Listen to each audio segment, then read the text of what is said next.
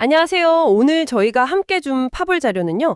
청주시의 도시재생 거점 시설 운영, 그리고 이걸 어떻게 활성화할지에 대한 심층 연구 보고서랑 관련 기사, 이미지들입니다. 네, 안녕하세요. 요즘 여기저기서 도시재생 얘기 참 많이 들리잖아요.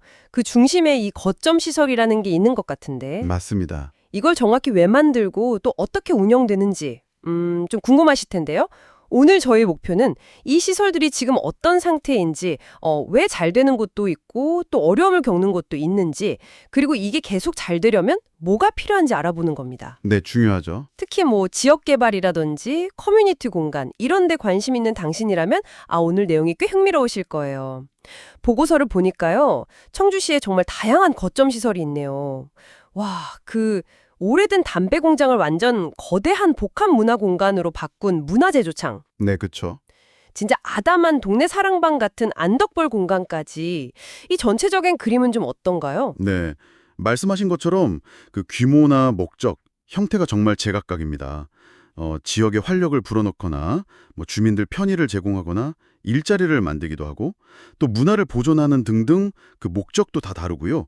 형태도 다양해서 문화공간, 작업장, 카페, 심지어 청년들을 위한 공동주택까지 있어요. 공동주택까지요. 네, 예를 들어 그 청춘 허브센터 같은 곳이 있는데 이게 15층짜리 건물에 행복주택 120세대랑 상가, 스터디 카페, 창업 지원 공간까지 다 들어가 있는 복합시설이에요. 와, 정말 다양하네요. 그럼 몇 군데 좀 더 자세히 볼까요? 문화제조창은 규모도 엄청난데 그 운영 방식이 좀 독특하더라고요. 아, 네. 리츠 방식 말씀하시는 거죠? 네, 맞아요. 리츠 부동산 투자 신탁이 운영한다니 이건 상당히 사업적인 접근 같아요. 맞습니다. 이걸 이제 경제 기반형 재생 모델이라고 보는데요. 쉽게 말하면 전문적인 부동산 투자 회사가 시설 운영을 맡아서 수익 창출까지 목표로 하는 거죠. 네. 투자자들 자금 모아서 부동산 운영하는 회사라고 보시면 됩니다. 거기 보면 공예 클러스터, 판매 시설, 심지어 공공기관까지 입주해 있고요. 그렇군요. 반면에 그 안덕벌 공간은 정말 작아요. 한 100제곱미터 남짓한 공간인데 여기는 지역 주민들이 만든 협동조합, 그러니까 주민들이 직접 운영하는 거죠. 거기서 이제 김이나 묵 같은 지역 특산물을 파는 곳인데 처음 계획은 공동작업장이었는데 실제로는 판매 공간 위주로 쓰이고 있다고 하고요. 운영 방향을 두고 지자체랑 약간 의견 차이도 있었다고 하더라고요.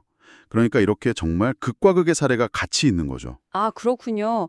근데 보내주신 자료들 보면 좀 걱정되는 부분도 많아요. 전국적으로 이런 시설 셋 중 하나가 준공하고 반년 넘게 제대로 문도 못 열고 있다는 통계도 있고, 네, 안타까운 현실이죠. 기사 제목들도 보면 텅 빈, 길 잃은 이런 단어들이 자꾸 눈에 띄네요. 이렇게 번듯하게 지어놓고 왜 운영이 잘 안 될까요? 이게 제일 궁금해요, 사실. 연구를 보면요. 이게 정말 여러 요인이 복합적으로 작용합니다. 핵심은 건물을 짓는 게 끝이 아니라는 거고요. 오히려 시작에 가깝죠. 그러니까 운영 주체의 역량, 조직적으로 잘 운영할 경험이나 의지가 있는지, 또 자체적으로 수익을 낼 수 있는 모델이 있는지, 그리고 사람들이 찾아올 만큼 매력적이고 접근성이 좋은지, 또 행정적 지원은 충분한지 이런 것들이 다 중요한데요. 근데 많은 경우에 건물을 짓는 거에만 너무 집중하다 보니까 이 운영 계획을 구체적으로 세우지 못하는 게 가장 큰 문제인 것 같아요. 보고서에서도 이걸 가장 큰 실패 요인으로 지적하고 있습니다. 듣고 보니 정말 그렇네요.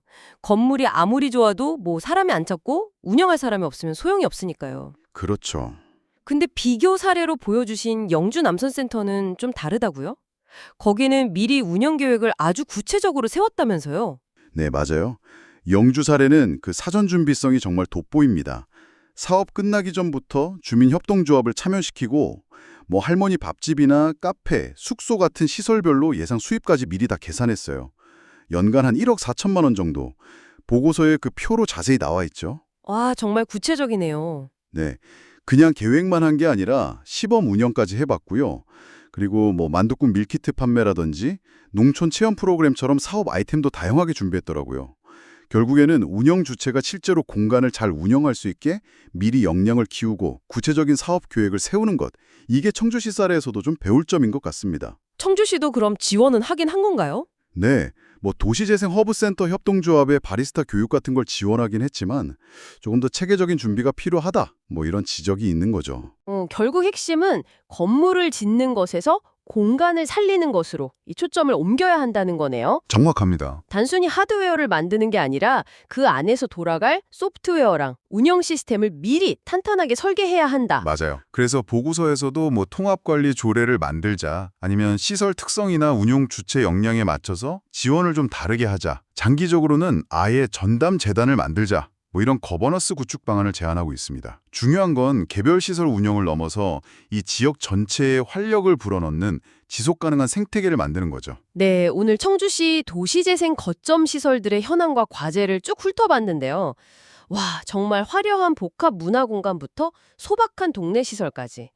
이 공간들이 진짜 제 역할을 하려면 건물 짓는 것 이상의 세심한 고민과 노력이 필요하겠구나 다시 한번 느낍니다. 네, 맞습니다. 이 공간들을 단순한 사업 결과물로만 볼 게 아니라 정말 지역사회랑 같이 숨쉬고 성장하는 살아있는 유기체로 만들어야 한다는 거죠. 운영 능력, 재정적인 지속 가능성, 그리고 지역 주민과의 어떤 끈끈한 연결, 이 세 가지가 잘 조화를 이루는 게 핵심이라고 봅니다. 마지막으로 이런 질문 한번 던져보고 싶습니다. 많은 거점 시설들이 커뮤니티 활성화라는 공익적인 목표를 내세우잖아요. 네, 그렇죠. 근데 동시에 스스로 운영비를 벌어야 하는 이 재정 자립의 과제도 안고 있단 말이죠. 이 공공성과 수익성, 어떻게 보면 좀 상반돼 보이는데 이 두 목표 사이에서 어떻게 균형을 잡아야 할까요? 그리고 이런 공간들에서 성공적인 주민 참여를 이끌어내려면 과연 무엇이 가장 중요할까요? 청취자 여러분의 생각은 어떠신가요?